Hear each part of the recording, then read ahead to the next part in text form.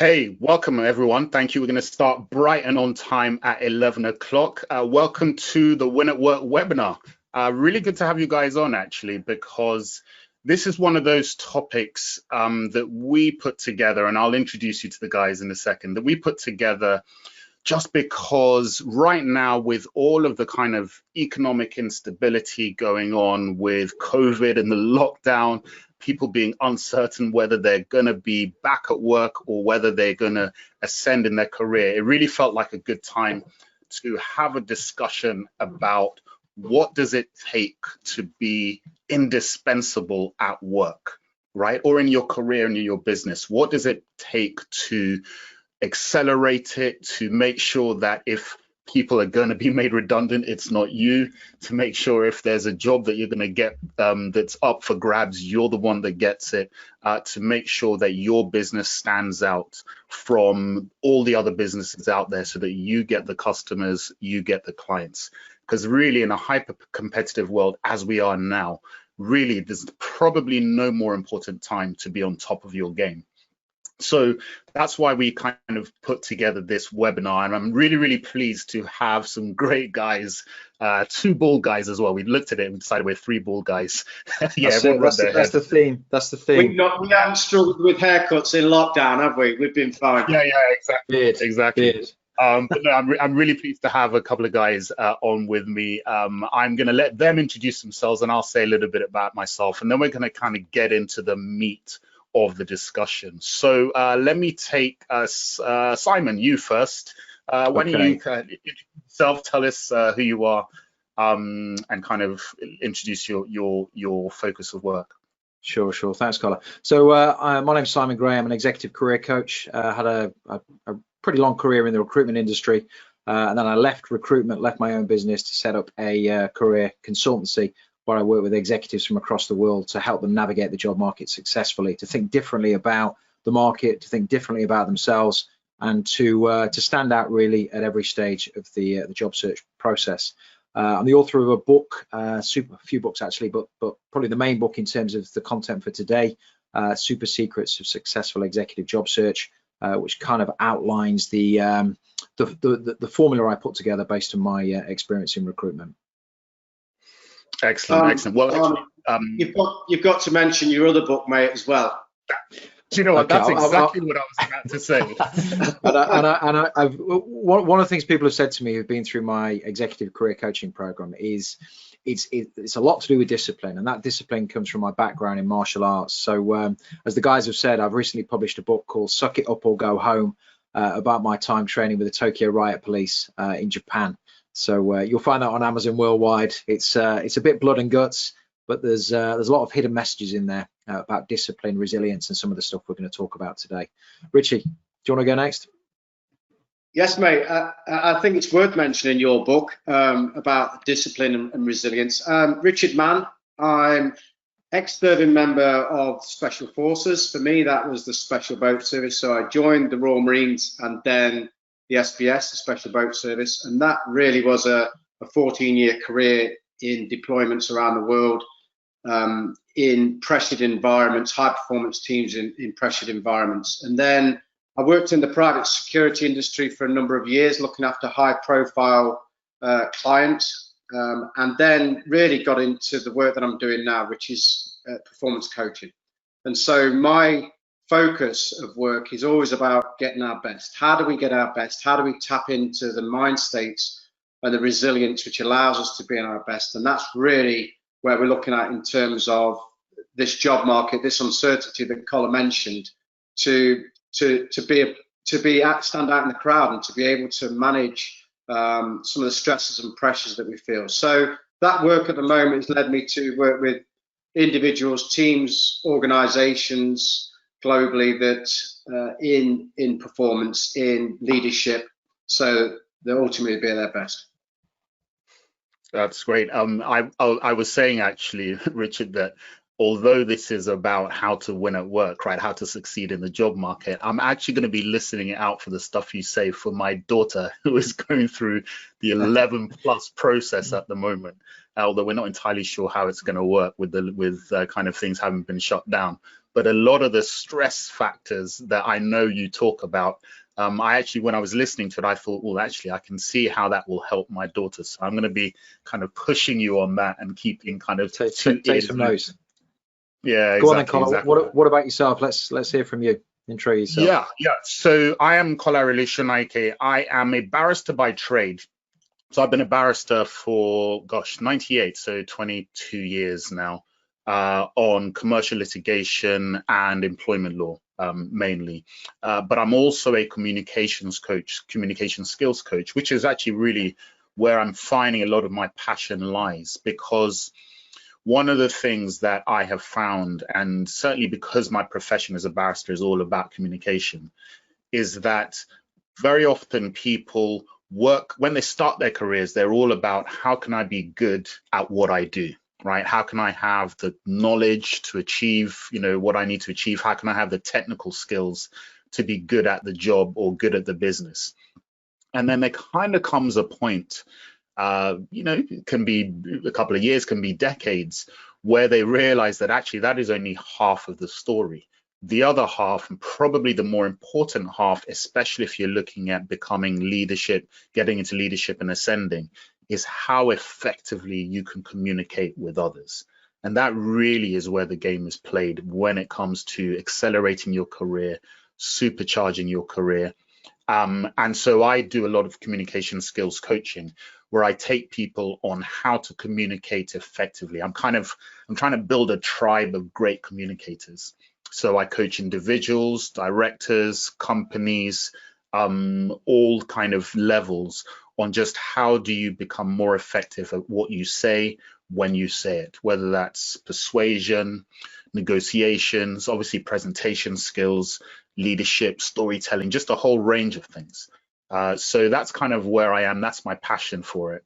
And I've been doing it for good, 15 years now in that area, and just coaching at all different levels. So that's kind of me. And in a way, when I thought about this particular webinar, what I loved is the fact how we are all in different areas that are all entirely relevant to each other and complementary, but all kind of different, distinct topics. So I'm really looking forward to the discussion with you guys. I'm going to be listening personally just to learn, because I kind of think we've all got to be committed to growth at all times. Just before we kind of get into the meat of the discussion, I just wanted to say hi to everyone that has joined as well. We can see your sign up, your kind of registrations and coming in. Really, really great to hear. If you can find a chat box somewhere, sometimes it's a bit difficult to find depending on what device you're looking at, probably in your right, I imagine, Simon, but that's where it is on my screen. So somewhere on your screen, if you could just we can check that that's working, because we want to make this as interactive as possible.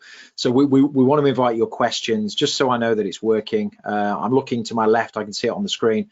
If you just type your name, where you're from, and I can see at least one person pop up, and I know that chat box is working. There's quite a few people on, so let's see who can be the first just to pop something in there, and then I can take a big deep breath and know that the technology is working. So tech is always going to be my rule of thumb with people giving presentations, for instance, is assume that the tech will fail and be prepared for when it does. Well, the good news that the tech has worked. Anthony, welcome. Thank you for confirming that. So Adriana from the Czech Republic, thank you for being here, from Prague. So we have an international event, so we're good to go. People are using the chat box now. And when you comment, do say where you're calling in from or where you're watching from as well. It's really good to know, because this is universal, right? There isn't a region, an industry, an area that the skills of thriving at work or in business do not apply. So really, really great to have you guys on. From wherever you are, even if you're local to me here in Finchley, or you're far abroad like Republic, and I know there'll be some from Nigeria as well. So look, guys, listen, let's get into it. Let's get into it. And actually, I wanted to come to you first, Richard, because one of the things I think that we really first have to tackle, almost before we think about how do you succeed in certain skills like communication skills or rising in career development, as Simon covers, is resilience, right? Because this is a pressured time.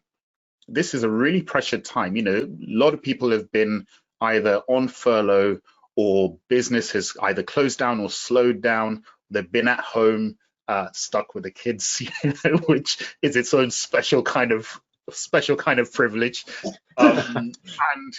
And it really, I think it's actually, I think we underestimate how stressful that can be, and how that can impact on how you then perform at work, or how you then approach your career development or career building. So can you just speak to stress, right? What is its impact? And then give us a few thoughts on, well, okay, how do you begin to challenge it, so that you put yourself into a mental framework that means you're ready to succeed? Yeah, for me, this is where it's really at, and obviously this is why I do the work. I suppose just to expand slightly on what I said in the initial bit there, is to say that I've been studying what helps people be at their best for years and years now, and psychology has been that passion. One of those things that we're looking into, and you've mentioned the word passion, is, and people see it banded around, is, you know, this grit and resilience is the sort of is tapping into those passions. And if we can find those passions, and I can talk about that in more detail, because there is a process that you can do to really look at that. But passion and perseverance in those areas are really where it's at. And so I've been studying psychology, neuroscience, performance coaching for numbers of years. I've studied with one of the sort of eminent performance psychologists in the US there, really, again, driving at how people operate and get at their best when the pressure's on in those stressful moments. And so I think what the first thing I'd like to say is about the attitudinal foundation that people bring to everything that they do. And so a lot of the things that I see are counterintuitive in terms of how we approach things. Now, like Simon, I'm a martial artist, and we train, and we have trained together. And I'm sure Simon. Yeah, I'm gonna want to know, by the way, who beats who in that. I'm assuming you take Richie is usually the victor. Locking horns. It's like, you know. The reason that I mention it is to use the analogies of the martial arts, and often it's, as Simon would know, it's the novice fighter, and we do in particular a sort of grappling type of martial art a lot, and you know that they're going to grip on tight, they're going to be taken to a certain way. The intuitive thing that people do is to respond and grip on or force, and so that way of being, once you get trained in the martial art, is to then sort of say, well, you realize that doesn't work. One, it depletes your energy levels, but also it makes you so rigid, so tense, so mentally and physically tense, that it becomes ineffective action. And so what we really love when you master the art is to be able to use that against people. And so with a novice, and I'll relate this to work in a moment, but with a novice is they grip on, and you know that, and then you can sort of, well, we would sort of like slide past that, and it makes it all the more easy. Now, I think most people that I see and work with are suffering huge amounts of stress. And this is, for me, pre-lockdown. This isn't just a COVID lockdown issue. Most people, I'm thinking of a guy I know in particular who's an executive at PepsiCo worldwide, and he's mentioned people in the teams struggling with sleep, struggling to maintain these levels of optimum output, because the stress becomes chronic. It becomes something that is a pervasive feel of stress that people have in their lives. And so the phrase that I use with people is about a mentality, a sort of square peg round hole mentality, like the novice fighter, of gripping on, of trying to force to keep a head above water. And so the way of saying that is that we've come to recognize, or to be shown that we need to do more to be more. So we need to be doing more constantly to be more. And this mentality and this approach is, from my perspective, fundamentally broken. And so the work that I look at is really about being more. It's being more present, being in the present moment more often, and I'll talk about that throughout, is to be able to recognize some of the stresses and pressures that are sometimes external, but how many of them are driven from the internal, from the perception we're making of things, of the situation we're in, and recognizing that is crucial. And so being more allows people to be more effective, allows people to reduce the stress and pressure and anxiety. So in relation to the job and life, they can think more clearly, they can be more effective, they can connect with people better, be less reactive, and they're coming from a different space. And this is, for me, really what the work is, to firstly get people to see that a little bit through some creation of self-awareness, but ultimately so they can impact their careers to be more effective. And so the last thing I'd say on that is, some people had I suppose I was going to call it a wake-up call, but really to look at the start of lockdown, the report that I had from a lot of people was, because they'd gone away from this tense way of doing things, and they'd kind of, mentally and physically stepped back a little bit, they were reporting that they were more effective, that they were getting more done. And so many people were saying, it's the most I've done in years. And so for me, it was just an indication to show that if we tap into those right states, and I'll talk about flow states later maybe and things like that, but then that can really be a game changer. What you've said, Richie, I think you talked a bit about self-awareness, you talked about mindfulness, being in the moment. And I think when it comes to the job market, we all walk around with these filters on. That's how we make our decisions. We have inherent beliefs. We don't necessarily know what those beliefs are. They're created, from an early age. We carry them through life, and they either help us or hurt us. And I think if you watch the news now and you look into the job market, the reinforcement is around these negative beliefs. There's no jobs. The economy's in a right mess. What's the point? What's the point? What's the point? Now, the majority are going to think like that. But if you're the person that doesn't think like that, it presents you with a tremendous opportunity. You talked about the lockdown period. There could be people sat at home who are thinking, I'm maybe not going to have a job to go back to. Well, this is maybe an opportunity to think about, well, what else could I do? Where could I reposition? Could I start my own business? So I think one of the things that I get people to do very early on in my coaching is to get them to keep a diary. I call it a thinking journal. And what we do, they keep this diary. It's a record of the actions that they take, but more importantly, what those actions mean to them. And we review it together. And it's amazing, some of the hang-ups, some of the beliefs people have, that they can't do this, they can't do that, which have no true basis in reality, that hold them back. And once you get past that and you show them that there is an opportunity to do something different, it's just negative beliefs holding them back, it opens up a whole new world of opportunity. It's interesting actually you say about the keeping the journal thing, because I actually do that with my clients, where I get them to, so I one of the things that I always emphasize to people when they're working with me, or actually really, to be honest, any coach, is very often we define success as the moment we achieve the ultimate goal that we set. Right. And because that becomes our definition of success. So with my clients, it's, I want to become, far better at communicating. I want to be able to give and nail that presentation or whatever it is. Because that's the definition of success, we only celebrate when we've finally achieved that goal.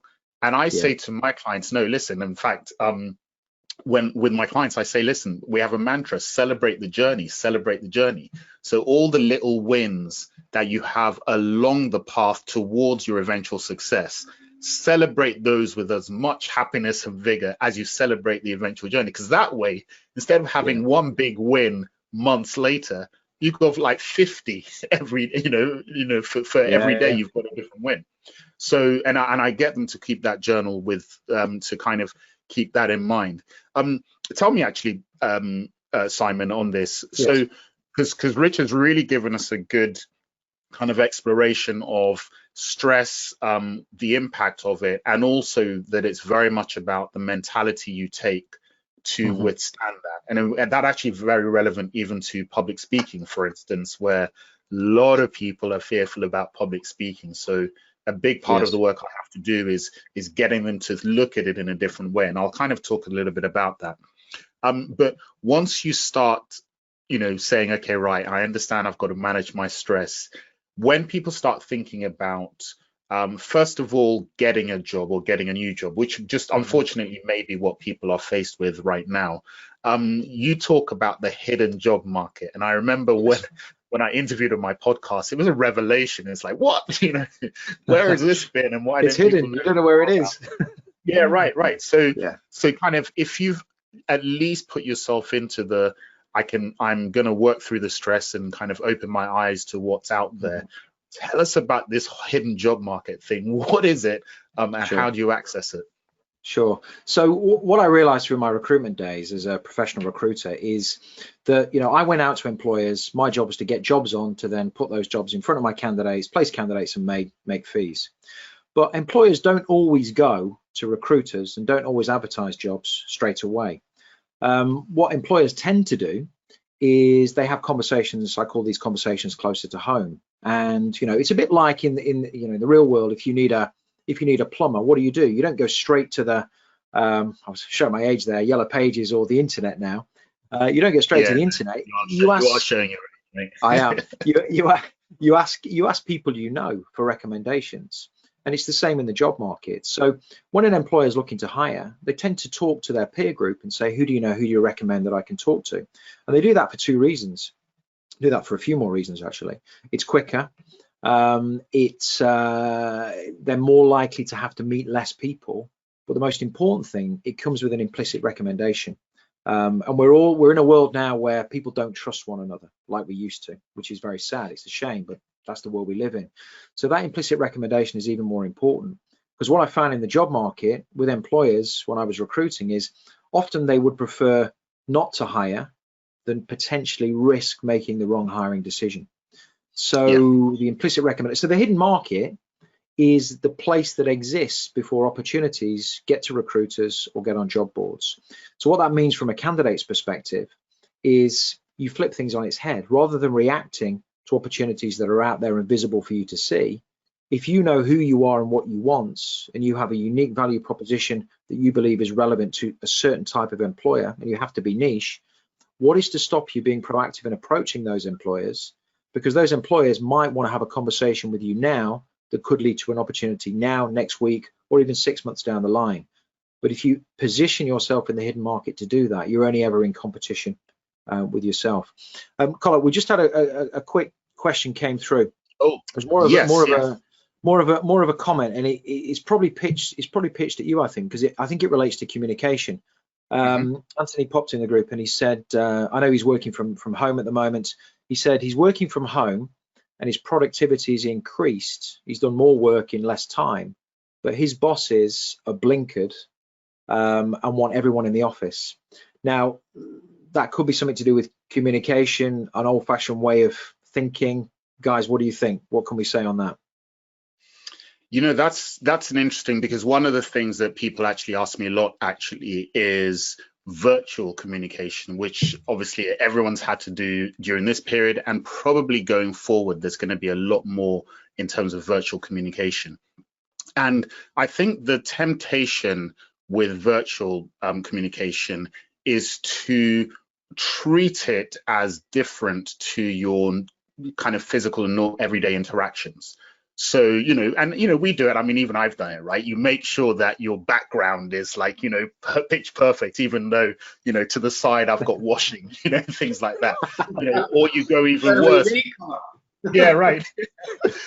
Got my shorts on. Yeah. Or you go even further with the virtual backgrounds, which actually drive me nuts. Because, aside from the fact that very often they don't work very well, you can kind of see the shadow that follows your head when you move it. It's like, okay, I know you're at home, so why do you have a background of the beach, right? And I think what it's done is it's tempted people to try to only present a certain kind of facade, which then undermines the kind of reality and the connection that you need to make when you're communicating with each other. So really what I kind of emphasize with people is, and again, it's kind of putting yourself into that mind frame, is think about actually, if you were meeting, you know, at the water cooler or whatever it is, what actually would you talk about and how would you speak at that moment, and engage in the same thing online. I think that the temptation to be perfect, you know, have the perfect screen, have, you know, whatever, is far too strong, but it actually leads to less effective communication. So I kind of really push people on that, and that probably is where the instinct of a boss to say, no, I want everybody back in the office because, you know, things aren't the same with virtual, kind of comes from. So if you treat it as much as possible, have the same kind of chats that you would if you were in person, then it starts to feel less like a virtual space and more like an alternative space that you just congregate in as well. Richie, any comments on that? Yeah. I'm just thinking about the sort of realities of the situation that people face in terms of their work. And I think the first thing to say is that if you're in a role and a job and it's demanded upon that you have to go in and work in the office down the line, and that's what it is, then I suppose to some extent we have to go and do that. But in people that I sometimes coach is that I find sometimes, we were saying coaching that the issue is never the issue, and you find that people will be skirting around somewhere else, and then what it really comes down to sometimes is they need to have a conversation, but they're really actually avoiding that conversation because it's challenging, or they see it in a way that the perception they're making of that conversation might be that it's, you know, I'm challenging the boss, and it induces the stress response. It makes them, and then they just want to avoid it. And so sometimes I think about setting mental clarity can really affect our overall well-being. And sometimes it's about setting boundaries as to what we're actually going to do. And quite often it's about being challenging, you know, so with a way of maybe approaching a boss, having that conversation, but then maybe getting some clarity about what it is that conversation would look like. What would I want to be taken away? What would be something that would you know, be suitable for me within my role? And then, so that's within our control. And then ultimately, the thing that might be out of our control is that the organisation is going to say, you know, flat down, no, everybody has to be in the office. And if that's the case, then really, then you're down a road for me of asking questions about, is this role what I really want to do? Is it the way I want to work? And that's challenging because people want to stay with certainty. But that's really what I would think. It's about some element of challenge. I think there's been a supplementary comment coming from Anthony, and what he said is that it's not really the medium of communication that's the issue. It's actually the trust element, that the bosses don't believe people are necessarily working, which comes back to your point of, you know, you proactively try and influence your environment. If you can't influence your environment, you've got to question whether you want to be in that environment any longer. Hence, you need to be on this webinar and learn how to win at work. There we go. I mean, yes, indeed. Go ahead. On that point I was actually on a webinar last week as well with some people, and they were describing, this is all new, isn't it? And they were describing exactly the same thing. And the girl was quite funny. She sort of said, if I don't answer an email within a minute, then her thought was that the boss, everyone thinks that she's binge watching Netflix or something. So people were feeling that sort of pressure around those sort of things. Yeah, well, you know, the thing I was saying about treat it as close as possible to how you would be at work. So for instance, at work, right, you will knock on someone's door and ask them a small question like, oh, by the way, how do I access this document here? Or, hey, I just wrote this plan. Can you just look at this section or this paragraph, how you find it, right? And very often when we're working virtually, because it feels disconnected, we don't have those discussions and those chats and that kind of organic communication as much. So especially if you have a boss that really is suspicious about are people doing the work or not, which, we'll talk about leadership actually. And I want to come to you, Simon, on leadership and things like that. But, and in fact, you, Richard, as well.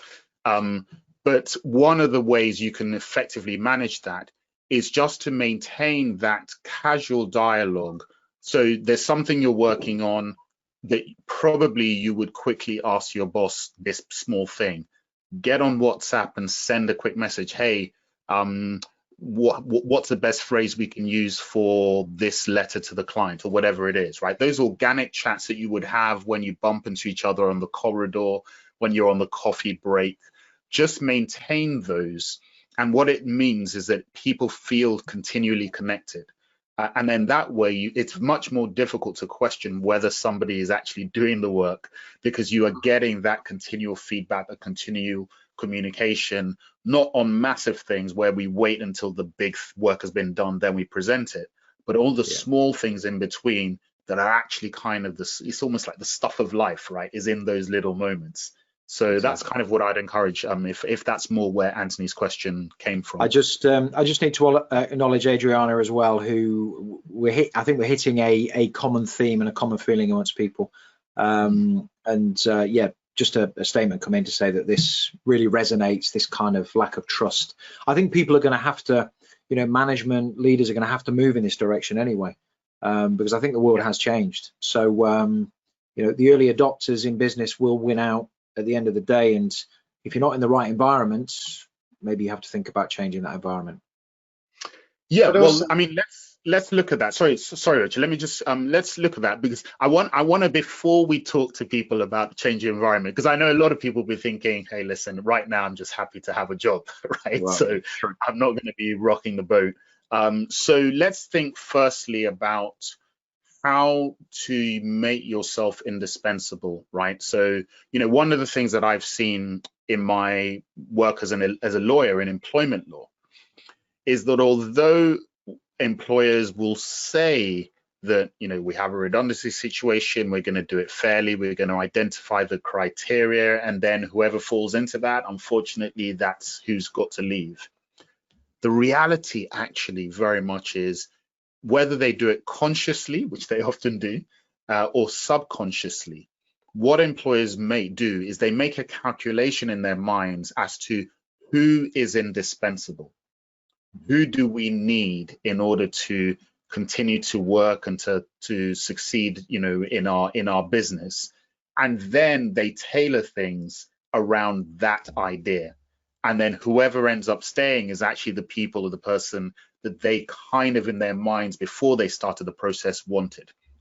Yeah. So that means we've really got to figure out, how do we make ourselves indispensable? How do we become or present ourselves as the employee or the manager, the leader, whatever it is, that whatever goes on with the business, you have to be retained, so that because you can demonstrate the value you have to the business. So I wanted to kind of come to you, Richard, because I know that one of the things that you talk about is getting into the ideal, I think you call it the ideal performance state, and also positivity as well, because very often people who can access that state perform better, and therefore are seen as more indispensable than those that kind of don't really nail it all the time. So can you just explain what you mean by the ideal performance state, and also how that relates to positivity as well? Yeah, totally. Just sort of backtracking just ever so slightly, was just to say that on the trust issue as well, and the people that are working from home, one of the things that we need to be aware of in terms of self-awareness is, and this relates to what we're now going to say, but what are we saying to ourselves? So what story are we actually saying to ourselves about this situation? And often there's a perceived storyline that's sort of chirping away. We've all got the inner critic. We've all got the left brain activity of this constant narrative as to what's taking place. And we've all been guilty in the past of making our sense of something. You know, he thinks this about me, she thinks that about me, da da da, all these things, when ultimately it's not true. And sometimes, again, going back to what I said before, it's about having those conversations to be able to sort of clear those things up. The ideal performance state thing relates to that because, yeah, ultimately to be at our best is to be able to sort of access the right energy level, as I talk about it, is the right energy level which allows us to be our best. Now think about that if you had sort of like 4 quadrants of energy. And so I think this hopefully explains it, but we're looking from positive to negative, internal to external. And so in one corner there would be low negative energy, and in sporting terms this is called tanking. This is where people give up. And I've experienced that a few times when I try to play golf. Yeah. So it's sort of, it's tanking, but we're in that, and that energy is a low negative energy. If we've got a high negative energy in the sort of top quadrant there, high negative energy, this is where we look at this stress we're building into this. And now we're looking at states of panic, states of overwhelm, things that make us reactive. And so relating that to the workplace is we've all had work colleagues that are overly reactive, over negative, and again, that's we're just adding to what can be a toxic team environment. And ultimately, if we're that sort of person, then people naturally don't want to work with us, and we're not naturally performing at our best. And so to finish the quadrants off, the low positive is when we're relaxed, we're mellow, and there's a time for that, and then the sort of high positive. And so we look at the ideal performance state is we don't want to overcook things in like if we're going for an interview, for example, and we need to perform at that moment. If we've got high negative energy, that's really taken us away from being able to access our best.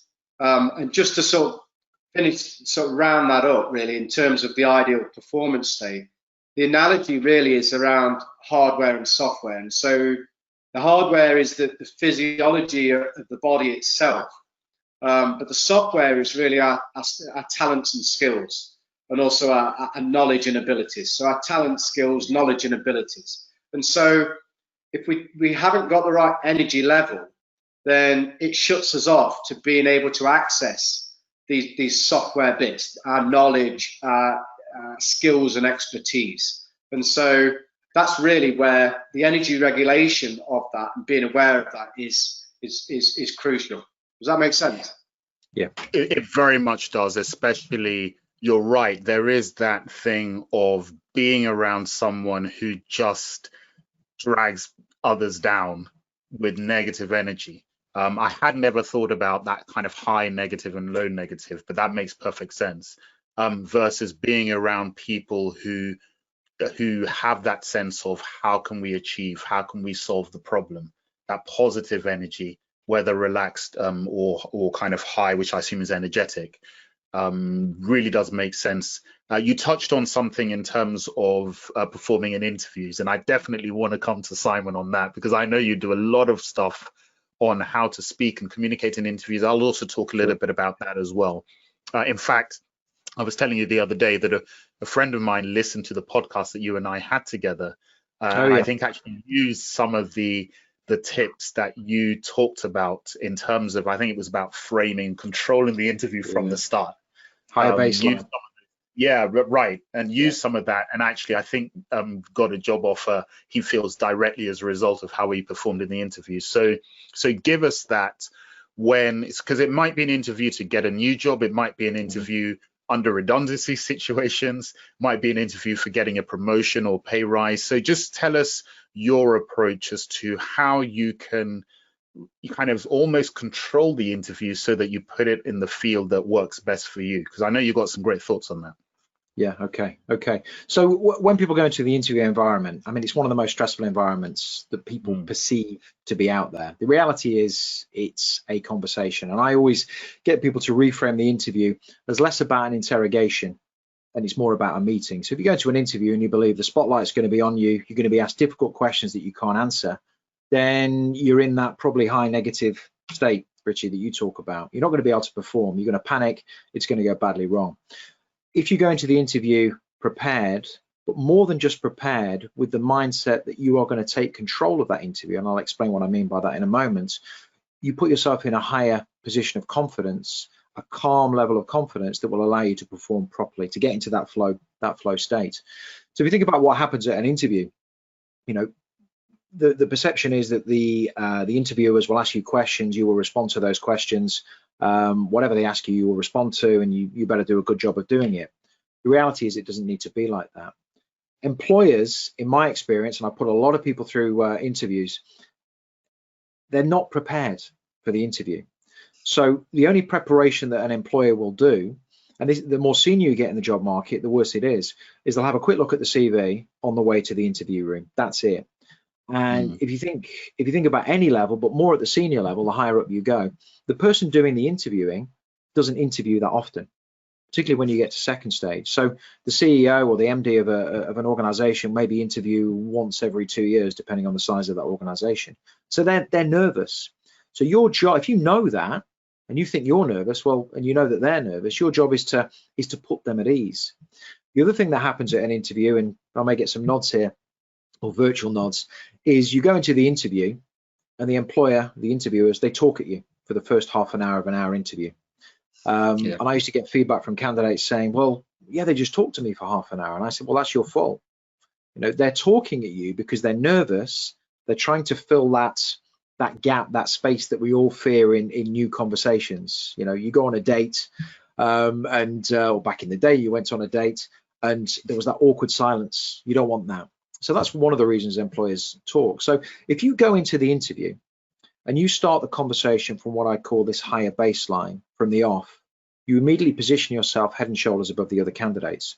And what the higher baseline is, when you go in, you're not talking about the weather, you're not talking about the journey in. What you're talking about is something that you have understood from your research and you're already positioning your higher level of knowledge. So for example, if I was going on an interview and I was establishing a higher baseline, what I would say at the start of the interview is, hey, thank you very much. It's great to be here. Great to have the opportunity to meet you in person. Just before we get going, I wanted to let you know I've done this, this, and this to prepare for this interview. And one of the things that I uncovered was this, which I hope we have an opportunity to talk about. What the employer then knows is, wow, this candidate's prepared. You as the candidate have told the employer not everything you know, because otherwise you're the one talking, but you're telling them what you've already done. So they know they don't need to tell you everything. You create space in that interview for a conversation, and it becomes more of a conversation than an interrogation. That's kind of it at a very, very high level. And then there's various strategies that you would use in the interview. The ultimate aim in the interview, and if you think about when you're in an interview, if you're there in the interview room, the employer knows you can do the job. Otherwise, you wouldn't be there. It's evident from your skills and experience. Their decision making is ultimately based on one thing and one thing alone, and that is their gut feel about you at the end of that interview. What influences our gut feel? All the things we're not really cognizant of, all the soft skills. So if you create a conversation, you allow the employer to feel calmer in your company, and the conversation flows because you're controlling that conversation. When it gets to the end, they're more likely to push you through to the second round or offer you the job. And I know this to be true because I've been put candidates through interviews for many, many, many years. When I would ask the employer at the end of the interview, why this candidate over that candidate? 90% of the time, the employer could never give me a reason. They didn't say it's because of this skill or that experience. What they usually said was, I'm not quite sure. There was just something about that person. And that's what the higher baseline, influencing the gut feel, is really all about. Can I just say, Simon, that when we talked about this, it was literally a revelation. It was like scales falling off my eyes because I just thought that is genius. It's because very often I think people going into that scenario, right, whether it's you're interviewing for a new job or trying to negotiate a pay rise, or it's a redundancy consultation and you're trying to save your job, you assume that you are at a power imbalance. And that puts you into the stress state that Richard talked about. And it also means that you don't look at the opportunity to frame the entire conversation in a way that works for you. And that has a negative impact on how you perform. Then you're kind of almost leaving it up to chance as to, well, did I say things in a way that they were wanting to hear in their minds? But as you say, if they're not particularly prepared anyway, which is very much the case even on redundancy consultations, for instance, that I deal with, very often people aren't prepared. And therefore, if you can take control of that conversation, it really does make a difference. I love that whole approach. It actually fits very much with what I talk about when I discuss what I say are communication super skills. And if I just to give a little scenario actually, which shows how this works in all examples. Many years ago in my chambers, as a barrister, I'm part of the management committee. We had 2 senior employees and we had to make 1 redundant. And when I look back at it, actually, we had a brief chat before the consultation meetings. We weren't hugely prepared. We had some questions, but they weren't deeply thought out. One of our employees came in and just sat down and said, okay. And then we started asking questions and his responses were okay, average, some good, some better than others.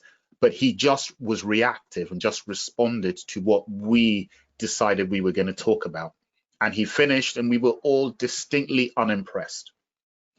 The next employee came in and he had notes of, this is all the work that I've done that has brought in work into chambers. This is, hey, and he did, I don't know whether he knew you or something, but he did almost what you said, which is he came in, was already prepared and started talking about the work, the business development that he had brought to our chambers. And the entire discussion turned into a discussion about, oh yes, that's right, you did do that with this. How have you followed up on that? And he had answers to that.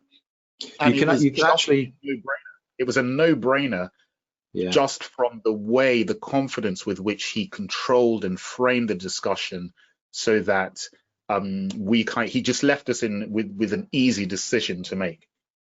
You take that a step further as well. I call this the 90-day plan. So if you go to the interview, then you can go and you can react to questions and you can talk about what you have done. But even more important is to talk about, particularly when you're going for a new job, because people haven't got experience of what you've done, only what's on your CV. If you can talk more about what you can proactively do for the organization you're interviewing with and talk about actual value that you could bring and things that you would do in the first 90 days of employment, there's a real shift there, because the employer, the interviewers then see you not as somebody applying for the job, but as somebody already in the job. And you're having a discussion not about what you've done, but about what you would do for them, which really moves the conversation in a way that increases the probability, because that's what the job market's all about, probability of you being the one that progresses or offered the job. Yeah, I think that's an excellent point. Sorry, Richard, you look like you're about to say something. Yeah, I was just going to say, I'm looking at this from the psychology perspective as well. But there's a few things sort of jumping out really, and one of those things that we really mentioned is about control. And so ultimately, I suppose what Simon's saying is if I'm going in there waiting for this interrogation, this barrage of questions that are out of my control, then naturally that induces this stress response. And so, I mean, the first thing to say also though is going into an interview is, I talked about those energy levels, is recognizing that our energy level is going to be up, or hopefully it's going to be up for us to be able to access our best. And so if we're not switched on and we're not into, we haven't switched on, then that's not going to help us. And so I think often people kind of get this jittery feeling of like, I'm going into something now, and they start to associate that with fear. And really it's the body's natural response for sort of switching us on to be able to do something. you know, and you know, even just sat here talking on this is like, you know, it's not totally like you just sat having a cup of tea. Well, we know having a cup of tea something there, but it's relaxing. But at the same time, you know, there's a switching on element as well. And so that right energy level, that's going to be taking place. The other thing I was going to say as well also is really to be able to perform in any arena, be it sporting, business, whatever context, particularly when under pressure, is our ability to focus. And so that driving that focus, and if you imagine that interview scenario we were talking about there, and it's all sort of coming in, we can have this, it's called metacognition, but we can have this narrative playing out in the head as, oh God, I've messed that bit up, and they think that about me, and all the rest of it. And all those things are distracting and taking away from focus. And the net result of that often is that the person just doesn't seem connected. And again, going back to the subconscious thing that we pick up on people is something about them, they just weren't kind of there. They didn't appear confident. Whereas on the flip side of that is when we're engaging, we're kind of on the front foot a little bit. We're in some sort of element of control, and we're actually focusing in on what it is that we're wanting to do. Yeah, guys, we've got a question. We've got a question from him. Great minds. I was just about to say that I know you get the questions to you, but yes. It felt like this was a good moment to take a question from the people. And of course, if you've just joined us, which some people have, please just type in a question that you have. Tell us who you are, where you're from, but type in a question that you have, and we're gonna have more of a Q&A at the end as well anyway. But we kind of want to take some questions as we go through, because it makes it more kind of interactive, more organic. So yeah, give us a question, Simon. Yeah, I think this is I'll probably come to you on this one first, Collar. And Andy has popped this question in and drawn quite an interesting parallel between some of the stuff you do about presentation skills, which you've already mentioned, and the interview environment. And has asked, probably something we've all done, how can he reduce the sweating and shaking he feels whenever he walks into the interview environment, or indeed does a presentation? Any thoughts on that? Oh yes, I mean, this is, so how long have you got? Because I love this subject. I'm kind of obsessed with it, but in particular, it is the thing that concerns people the most. And part of it is related to what we call imposter syndrome. So imposter syndrome is that feeling that, do I deserve to be here? Am I going to be found out? I had that as a barrister, where you kind of, one day you're a student, the next day you're a barrister with clients, and you're thinking, do they realize that I don't really know what I'm doing? Right? Especially in the early days. And what that induces is those stress factors. And just to explain how it works physiologically, right? So especially when you're giving a presentation or you're at a Q&A, and someone asks you a question to which you don't know the answer, right? Which can happen in interviews, it can happen at the end of a presentation or in the middle, so forth. So what happens is that triggers in us the adrenaline that flows when you feel under pressure or under stress or under threat, right? So back in kind of, caveman days, it was the way your body says, fight or flight, right? You've got to be ready to fight because you're, about to be attacked by a saber-toothed tiger, right? Or you better be ready to run because you ain't going to defeat that dinosaur, whatever it is, right? Now, the problem with that is that was what our bodies needed then. But now we're not fighting saber-toothed tigers. We're not running away from lions and whatever it is. We are still standing there in the middle of the stage having to answer a question. So the adrenaline flows through our bodies, and that has to go somewhere. And usually it then goes in the form of the different symptoms that people feel when they're under stress. Shaky hands, knocking feet. Mine actually is sweat.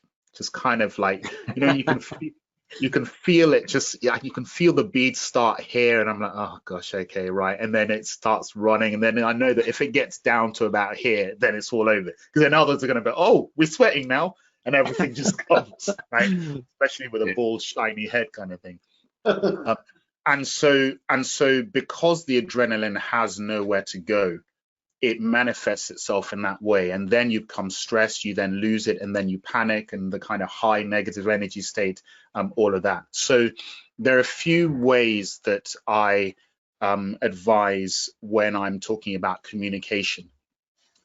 One of the most important things to understand, and it's a really difficult one for people to get their head around, is that when people ask you a question, what they want from you is not actually the answer, right? So that might sound counterintuitive, but it's this. So although, yes, they've asked a question like, what is 1 + 1, is it 2, whatever, right? It looks like or feels like they've asked me a question, I need to give the answer. But when you are in interview scenarios, when you're answering questions in a meeting or on stage or whatever, invariably what the person actually wants is confidence in you. That's the thing they're looking at for most. So for an example, when I was a young barrister, I used to be focused on answering every question as detailed as possible. And all that happened is they would ask me more questions. Well, what about this? And what happens is they say this in the evidence and so forth. And I'd answer that and they just come back with more. And then I actually had a case where I was working with a senior barrister, and he actually came late to the meeting. It's like, yeah, great. So I was being peppered with questions by the clients, like the client, big CEO corporates, and they would just ask me question after question. And I'm, sweating, right? Then the senior barrister waltzes in, just speaks with command and authority, and then says, any questions? And I'm thinking, right, yeah, they're going to give it to you now. And I still remember it's the only question the CEO of the company had was, oh, okay, so what time should we meet in court? And I'm sitting there saying, what? Like, you just peppered me for the last 30 minutes with every question under the sun, which I know I didn't answer very well. And this guy strolls in, you ask him nothing. Why? Because they had confidence in him. So the reason that's relevant is, so for instance, when you're asked a question to which you don't know the answer, for instance, if your focus is on, in order to be successful, I need to know the answer, you will get stressed, you will shake, you'll start to panic. If you recognize that all you need is to make sure the person has confidence in you, you realize it doesn't matter if you don't know the answer, but if you can facilitate the answer coming out, then that is just as impactful for the person who's asked the question. So classic thing I always say to people is, when you're asked a question you don't know the answer, turn into a facilitator, right? Is, I don't know the answer to that actually, but that's a really great question. Kind of some of the things I would think about and you talk about around the subject. What do you think about that? Especially if there are other people, and you engage in a discussion. And what happens is that when the eventual solution or answer comes out as part of that discussion, people still give you the benefit of having given the answer. So, Wow. like when you retweet something or repost something on LinkedIn, right? Somebody else created the content, but you get likes on your feed. You get comments on yours saying, oh, Richard, thanks for sharing that. That's a great message. Simon, I love this. And you're thinking, mate, I didn't do it, right? People associate you with having provided the information, even if it didn't actually come from you. Wow. Or it allows you to say, I'll come back to you, but not just I'll come back to you. This is a little trick I'll kind of leave with is, don't just say I'll come back to you, because everyone kind of knows that, oh yeah, that's what to do when you don't know the answer. Oh, I'll come back to you. Say, you know what, that's a good question. I actually don't know that. I'll come back to you by Wednesday morning. Put a date on it. Because what that says is you're not floundering. You're not just trying to escape. You have no idea. You're in control. You're comfortable with the fact that you don't know the answer, but you are making a commitment that you're going to come back to them by a specific date, which sounds much more concrete. And what does that do? It gives them confidence in you.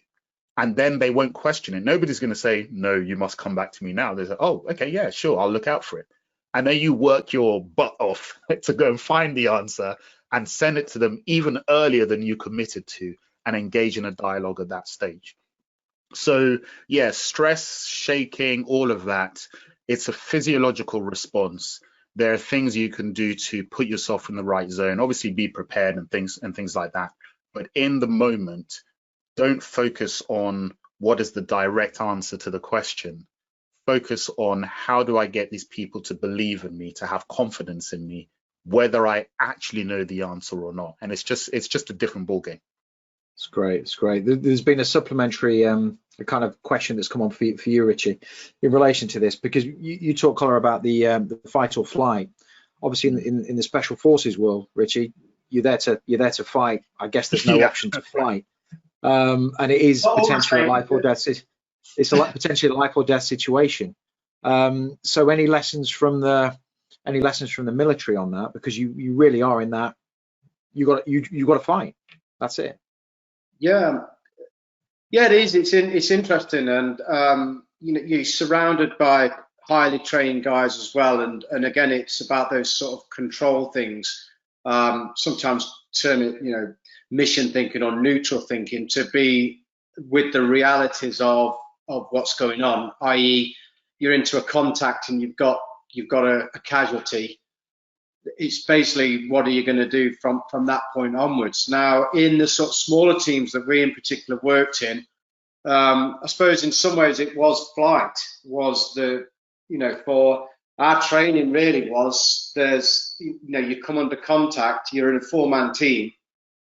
Literally, we'd sort of fan out and put a wall of fire down, to get graphic on this, a wall of fire down, which would be like that immediate punch back, if you like, but then it would be breaking contact, and so it would be then getting away from the situation so that we could break contact, get to somewhere where we could reorg and see that casualties and ammunition checks and things like that, and then break out to somewhere to try and get to that safer space. Yeah, I mean, just one thing to add as well on the stress response, really, is, I suppose, autonomic arousal, as it's called, is really to look at the fact that there's 2 aspects really to that, which is a sympathetic nervous response, technical term, but is basically the fight or flight response, and the opposite of that being parasympathetic nervous, and both of those are available to us as humans, and so this is about the physiology of the body, and so sometimes we can basically tap into, particularly when we've got heightened states of emotion, it's coming from the thoughts or the situation, is to really ground ourselves in the present. And I like to use a phrase which sort of says, aware of the past, grounded in the present, and in control of the next behavior. And that really is where we would look at things. It's really being aware of the past and what's taken place, grounded in the present, which is ultimately where high performance happens, whether that be in an interview, whether that be in a presentation, whether that be in special forces contact, whatever it may be, but then in control of the next behavior, really. So, sure. Guys, I just want to kind of remind everyone, because there's so much that we've touched on, which I love. And by the way, Richard, I love technical speak, by the way, so that's just me. I love it when there's terms for everything. But I just wanted to encourage everyone that once this webinar or this panel is finished, so we'll go for about another half an hour, from 2 p.m., which will be kind of an hour and a half after that, we will release on the page that you registered on, and then kind of so winatworkwebinar.com/agenda. That will be the page where you'll be able to access a recording of this particular webinar, but also all of our individual workshops.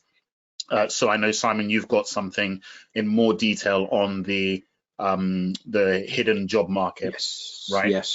Yes. And Rich, you've got some more detail on performing under pressure, because I know people will be hearing lots of different things from us. And I think it's important that you really will be able to go and access that. It's going to be up for a long time. So do go and access it, take the individual workshops, reach out to either myself on communication skills, Simon on career development, Richard on performing under pressure, or all 3 of us at once, if you're really kind of trying to take yourself to the next level. I've just shared those. I've just shared that link, Collar, in the chat box. I'll also share our individual links as well. Fantastic. So guys, let's take for this last half hour, and if there are any questions that you think relevant to this as well, Simon, please pitch them in. I wanted to look at leadership, right? Because in all of our different ways, we are very focused on leadership. From my work of communication, I'm looking at the kind of the high level of what does it take to be a great communicator so that you can be an outstanding leader. And similarly, Richard, I imagine that especially from your military training and background, that leadership is crucially important, because when you're faced with pressure, whether that's fire or work or whatever, you want people who are able to stand and say, right, this is what we're going to do, this is how we're going to do it, and get other people on board. And likewise, Simon, I imagine people in the job market or employers are looking for people that they see as leaders. Yeah. So what is it that makes people consider you to be a leader, whereas they look at somebody else to be, not leadership material, or just kind of manager, but not leader? I know there's a bit of a dichotomy there. Let me come to you first, Simon, on that. Just what is your thoughts on leadership and what it is and how to demonstrate it? Sure. Okay. So the term leadership, I think we have to be careful with that term, because I think as soon as we talk about leadership, people's perception immediately is the leader is the person at the top of the organization, the CEO, the MD, and everybody else is the employee. And that's not actually the case. I think it was a question we had earlier. It sparked a conversation about employee and being proactive, etc., etc. I believe people can be leaders at any stage of their career. You have a responsibility to lead your own career, and in the workplace, you have the responsibility to lead a project, a particular job, or whatever else you find yourself doing. So leadership is something that we should embrace at all stages of our career, not just this thing towards the end of our career when we reach the summit of the mountain, to coin a phrase. So that's the first point. That's the first point I'd make. For me, leadership is probably about two or three things. The first thing leadership is about is leading by example. So if you're the leader in an organization, I firmly believe that in any organization, big, small, medium, it's the leader that sets the culture. It's the leader that sets the behavior. You can't have a leader telling the workforce to do one thing and then behaving in a completely different way. So if the leader wants an entrepreneurial environment, the leader has to be entrepreneurial. If the leader wants another kind of environment, they have to display those. If the leader wants everyone to turn up into the office on time in the morning, they have to be the first one in. So you have to lead by example. I'm sure it's the same in the military, Richard. When we come on to you, I think the other thing that's very important in leadership is this thing called emotional intelligence. Emotional intelligence has been a lot more publicized, a lot more important in recent years. Richie, you talked a little bit about mindfulness earlier. It's about being in the moment. It's about the recognition of how people behave, their feelings, being in touch with your own feelings. And what I'm talking about there is not being softly or touchy-feely, but being very self-aware that as a leader, you don't have all the answers to all the questions.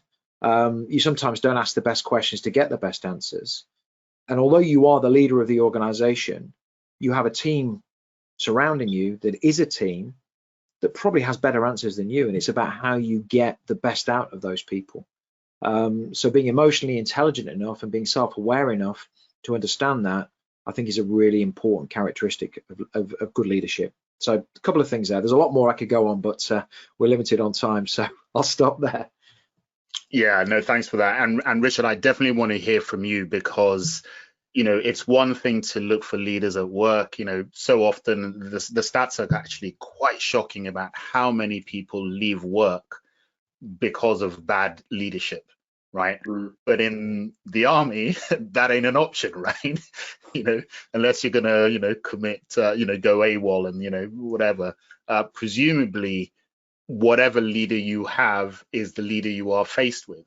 So it makes it even more important to demonstrate good leadership, because you recognize that I assume your troops kind of have no choice, right? So what is it from your point of view that is good leadership, that demonstrate good leadership? The first thing to say, Colin, I mean, the military model, if you like, was called mission command for us, or mission leadership as it was. And the old military model was command and control, telling people what to do. And yes, in the balance of that, sometimes the understanding amongst the guys is, that if it's a critical situation, then somebody needs to make that shout. But ultimately, it's about, going back to my last analogy, if you're breaking contact from somewhere, any one of the team could see, we're talking about people trying to save lives in this, for instance, but any one of the team could see the best way to go. And so that's about developing trust. And so trust is the glue that binds teams, as we sometimes say, and it's about building that trust. And going back to what Simon said is, this is where people can break that down with the levels of emotional intelligence by sort of stamping down on people, can really start to put people in a position where they're put into fight or flight type responses because they're scared to make a mistake or scared to do something which is not their decision, if you like. And so if leaders do things in that way, then they may get short-term compliance, but ultimately for me, the longer-term ramifications of building a team starts to break down. And so we don't get that trust. And what I would say is, in any environment I've come across, and I've done a lot of leadership training in the corporate world from the military as well. And really what people don't really get sometimes is they get this idea of what military leadership is. But ultimately, it's about relationships. It's still about relationships. It's about building good relationships. And we sort of say, leaders within the organisation, know your men, know your people, and not just on a work basis. But it was about kind of knowing that their wife and their dog and what matters to them, and this really builds that trust. Once we get that trust, then that can have a massive impact on performance, really. And so the last thing I would sort of say to just suppose to sum that up is, for me, often it's about a mentality which is leaders on all levels. As Simon was saying, anyone can be a leader, but ultimately, if people are in a sort of leadership position, is to be aware of giving control rather than controlling. That's really what empowers people. Yeah, my favorite quote, because I love my quotes, on leadership is by Lao Tzu, who was a Chinese philosopher, kind of ancient Chinese philosopher, and also kind of military tacticianer. And I was just pulling it up actually as you were speaking, because what you said just reminded me of that. So it's this: it's a leader is best when people barely know he exists. When his work is done, his aim fulfilled, they will say, "We did it ourselves." And I love that quote because it's about that your role as a leader primarily is to empower other leaders, is to grow other people to the point that they don't even feel that you did anything because they take ownership of it. And so that's why I love the part, they will say, "We did it ourselves." And as a leader, unless you have ego to such an extent that you want to be the sun and everyone revolves around you, when you see that people feel that we did it ourselves, we created it ourselves, we achieved it ourselves, that is an indication of your success as a leader, because you have grown and empowered other people. You have made them take ownership, made them feel in control. And I always say to people, as a leader, don't try and be the sun, because as a sun, everyone's revolving around you. And if you don't say something, it doesn't happen. What you want to be is like the moon, which is reflected glory.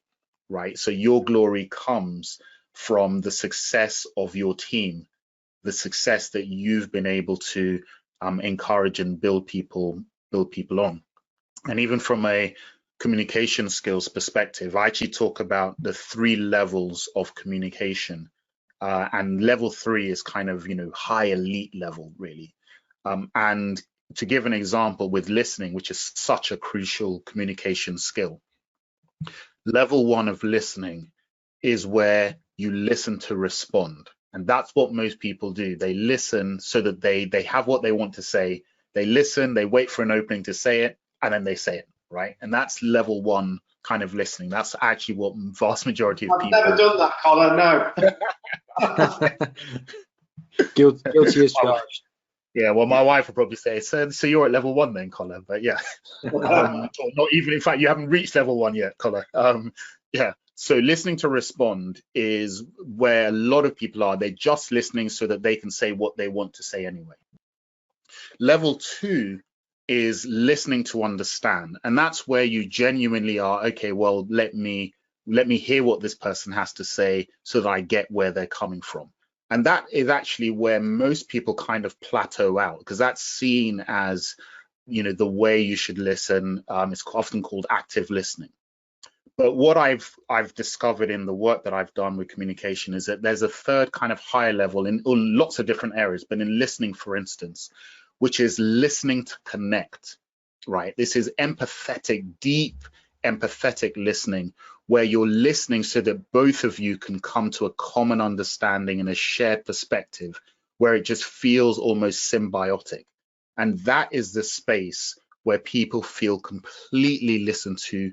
They feel great trust in you. That's the space where people start telling you things that they don't say to other people, because you've developed that strong bond, that they feel connected to you, that they feel, yes, I can share. This person really gets me. This person understands me. This person isn't just trying to say what they want to say, but they're actually trying to see it from my point of view and help both of us get to the level we want to get to. And as a leader, I think your ability to communicate so that people feel empowered is crucially important. And if you do nothing else in terms of trying to become a better leader than just practice deep listening to connect with whoever you're speaking with, that will take you masses of the way there towards becoming more empowering of your team. You know, when you get those leaders that everybody just seems to want to work for, right? People go the extra mile. They somehow believe in that leader, and that leader makes them feel good. A lot of that is that level 3 communication where people just feel connected to you, and just makes everything possible. I don't know if that makes sense, just from kind of put it in that perspective. It does. We've had a kind of question on that, an observation on that. Aisha's made the comment, we have 2 ears and 1 mouth, so we should listen more. Yes, which is very true. Yes. But also ask the question about when we're in discussions with people, whether it be in the job market or in work or whatever else, people naturally disagree with us at times. And how do we get past that situation where when people disagree with us, the knee-jerk reaction can be to get into this kind of battle mode. But from what you're saying, Colin, if I hear things correctly, and this, I think this is where we're going with this question, is if people do disagree with you, how do you get the best out of that conversation? Yeah, and it's very related to, if you try and establish connection, then it ceases being a battle. It becomes, what is the best answer to this question or this problem? And then you both become involved in it. So a good example, and you know, you'll have had this problem. Most people have had this in their personal lives. You know, when you're in an argument, right? It's a back and forth, and nobody's giving ground, right? It doesn't matter what you say. You'll be plotting in your mind. Oh yeah, I know. Once I say this, though, they're going to see that they're wrong. They're going to fold, right? And then you say it, and they just come back with their own version of what you're wrong about and fold, right? Nobody gives ground. But the minute you have somebody say, "Oh, you know what? I see your point on that," or "I apologize, you know what, I was wrong on that thing, on that aspect. You know what, my bad, I actually hold my hands up to it." What happens? The opposition melts away. People start falling over themselves to be, oh yeah, but actually I have to apologize for that thing I said. And yeah, you know what, when you said that thing, I didn't appreciate initially, but you're right. Actually, it suddenly becomes not a battle between each other, but a battle together. And then you become much more focused on, well, what is the answer to the issue? And you become connected in trying to solve it, rather than I say my point, you say yours, and we just butt heads. So again, that's where kind of the listening, but trying to reach a connection, kind of when I talk about communication with people, what I say is, whether you're negotiating, whether you're presenting on stage, whether you're trying to persuade in a meeting, when you can get the frame of the discussion into a place where everyone feels on the same page on the issue, that not agreeing on it, but that they're all trying to find the answer, it just becomes self-reinforcing. So everyone is just contributing to that process of getting the best answer, rather than I want my answer to win out. And if you're the one that facilitated that, everyone just defers to you as, oh, that person's a great leader, that person's a great communicator. You're into it's very akin to or aligned with the martial arts, particularly Aikido, which is all about get out of the way of. I was just thinking. I won't get into that. Yeah, I call it step off the track, get out of the way of the train and let it run past, and then reposition. So anyway, the funny bit was, I was just going to say to you, to hear about that. Yeah. To sort of bring it back full circle, is that martial arts analogy that we sort of said at the start, isn't it? This sort of forcing thing, but I think totally right, Carl. I mean, there's the one thing I would sort of say sometimes as well is our awareness, our self-awareness of our own ego sometimes, of having and asking ourselves the questions, why am I? What is it about this is that means that I've got to stamp my authority or win this conversation, if you like. Yeah, guys, we've got a question. We've got quite a few questions, but the one I want to come to, conscious of time, is that a couple of people have mentioned this. I'm not going to name anybody in particular, but talking about managing workload and feeling overwhelmed by workload. How do you tackle? I think we all feel like that at times. Any advice? This sounds like a Richard one, I think. Go on, Rich. Well, the first thing I'd say, because I'm sort of short of time slightly, is like that everybody thinks, again, military, it's like, oh, precision military and so on. But it's not, I have to say, it's not always the case. Not just for myself, but with everybody else as well. So it is something that we need to be aware of and sort of work at. One of the main things that is around, sometimes, when we look at this sort of stress, often it is overwhelm, and that's a lack of psychological clarity, and often recognition that psychological clarity is intricately linked to our well-being. And so, again, bringing these things down is really just starting to try and frame this to buy down on some of the uncertainty that we might feel with overwhelm, to really look at those actionable steps and to really break that down. And this really comes back to, again, the sort of being able to get back to the present moment in what I need to do. It's hugely powerful, obviously, writing things down and breaking things down, looking at those next steps. What do I need to take action on?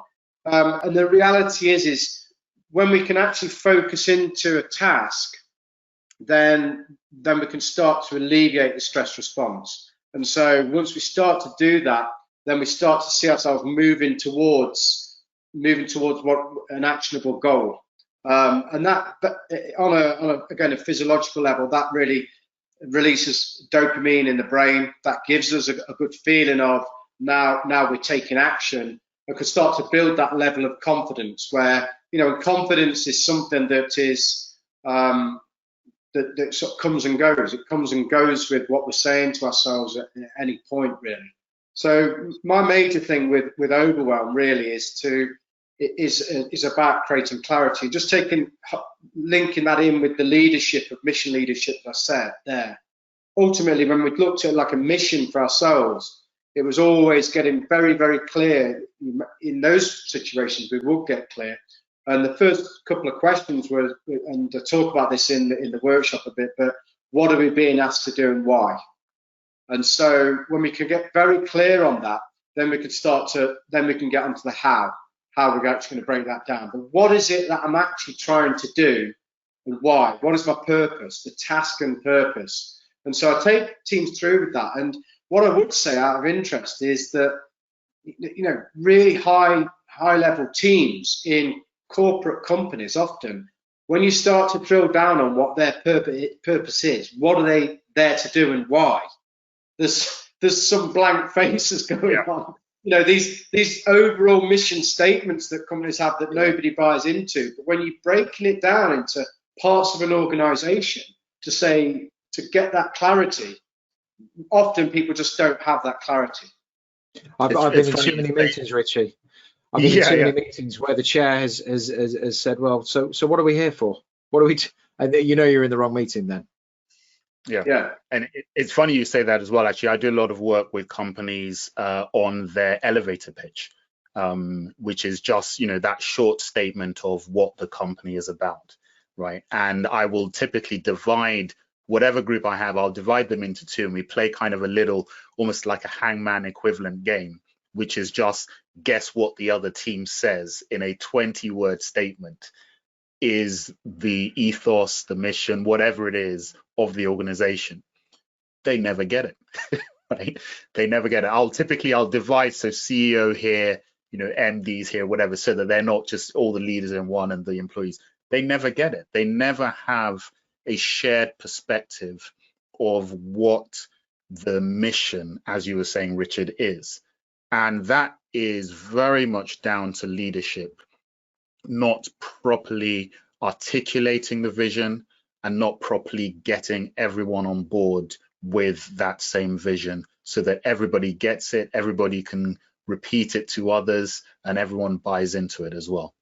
Guys, sorry, just one thing to say just for people listening in is that can be on a personal level as well. When we're talking about the overwhelm, going back to what Simon said there, is again getting that clarity for ourselves about how do I want to be in this situation? How would I be at my best in this moment, in this situation?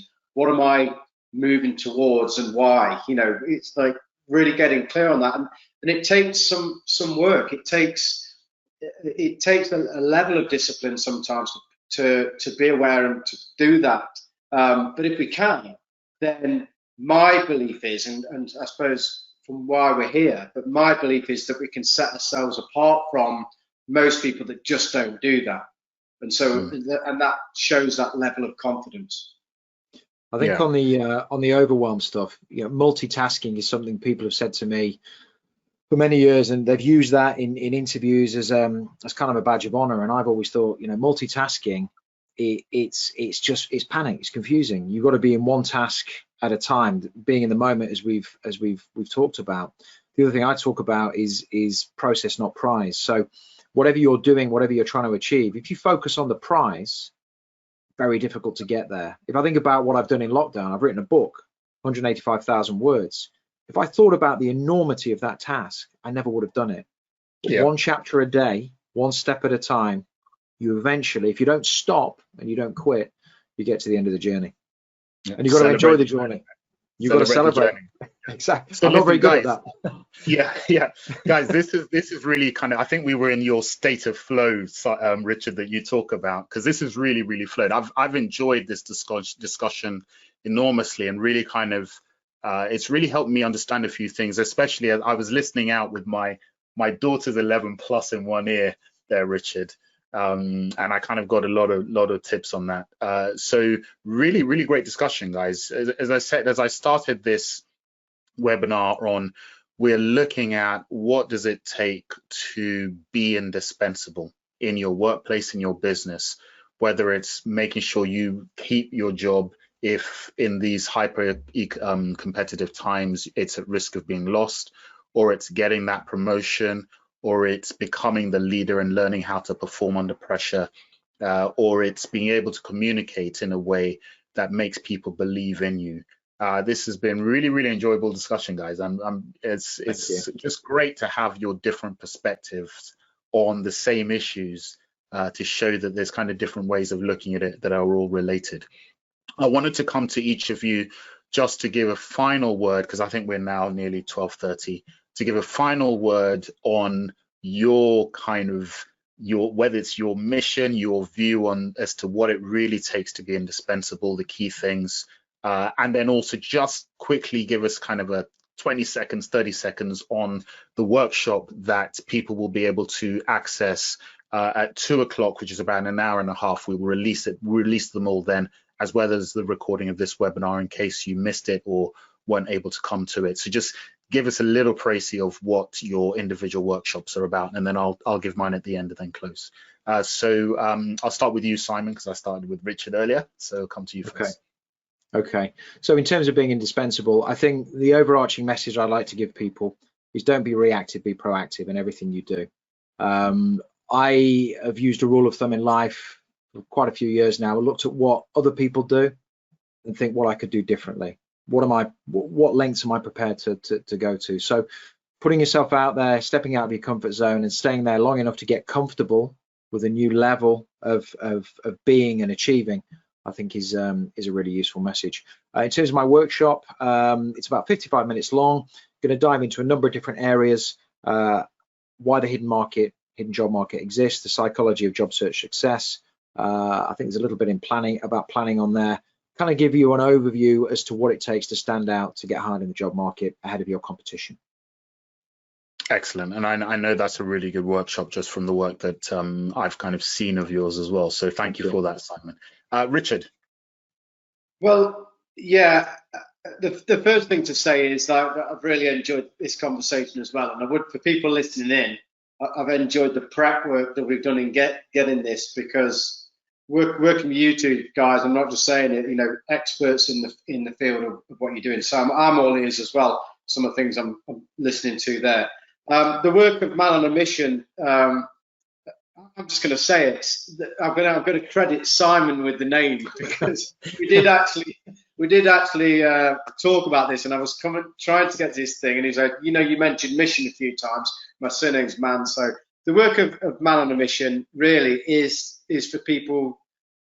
It's a real honest passion of mine to help people be at their best. Is the phrase that I would sort of use, and I think so often, despite best intentions, we're just impacted on from our inner and outer world. And so it's really about being at our best, with a sort of précis that we can train 3 things as humans. And that's really, we can train our craft and the things that we do. We can train our body for some of us, and we can train our mind. And I think this third element is the thing that has been shown that you can train to build greater levels of confidence, calm, focus, trust in ourselves, optimism, grit, resilience, this psychological framework. But the good news is that we can train it. It takes work. And I think with all the things that we're saying there, for us to be at our best, there is no quick fix. There is no hack and thing to jump in on that we could just do. It takes time. It takes application on a consistent basis to keep coming back to. And I think ultimately, over time, that is the thing which really sets ourselves apart in the job market, in the things that we do, because we've got that level of confidence that we can really say. A phrase that I like to be able to say to ourselves is, I can do difficult things.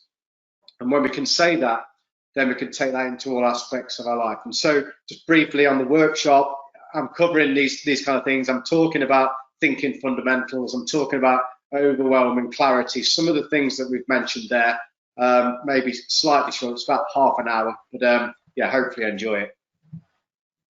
Excellent. Thank you so much for that, Richard. I can attest to the differences of working on your mind, body, and so forth. I've neglected the working on my body during this lockdown. Started with great intentions, and yeah, didn't really get very far. So I might need to come to you on tips on how to maintain that. In terms of me, yeah, really enjoyed the discussion, as I said, and obviously from my particular passion, I say that one of the key things for making yourself indispensable is being able to communicate effectively. As I started kind of the opening for my section saying, is that it's now not enough to be good at the job. It's now not enough to have a great product or a great service. You've got to be able to articulate it in a way that is concise and compelling and convincing to other people. And if you can't do that, whereas in the past it was kind of okay, you could get by being good at what you did. now in this hyper competitive world, if you can't articulate it well, people won't buy into you and believe it, and they will gravitate towards other people that can. So that's what I'm about, and that's what I see as one of the key skills for being indispensable. And my workshop is actually very much about how to develop what I call the communication super skills that will allow you to thrive. And I talk about, as I kind of alluded to in this webinar, the 3 levels of communication. And my work in particular is getting people to that level 3, which is kind of the higher level, elite level communication, where you just are a great communicator, and that means that people gravitate towards your way of thinking, your ideas, and see you as indispensable. So that's my workshop. As I said, everyone who's been on the webinar and for all the chats and some of the questions we've been able to get to, thank you so much. I really, really appreciate you guys joining us. Hope you've enjoyed the discussion and found value in it. Simon has posted the links in the chat group, so make sure you click on those before this webinar kind of closes down, so you've got it. We'll also send you there'll be an email as well. Yeah, there'll be an email going out as well. Yeah, we'll send you an email with the links and everything, but essentially go to winatworkwebinar.com/agenda and you'll see everything. We'll release that at 2 p.m. to give you enough time to have lunch and give us enough time to kind of relax as well. All right, so listen, thank you everyone for joining us on the Win at Work webinar. I think we may do this again sometime. Really enjoyed it. Thank you, Richard. Let's do it. I was just thinking the same time round 2, Colin, maybe. Yeah, indeed. Right, so Simon, you're the man in control, so I'm going to ask you to kind of shut things down. Okay. But thank you again, everyone, for joining us. Okay, thanks, guys. I'll shut things down now. Thank you. Bye-bye. Bye-bye.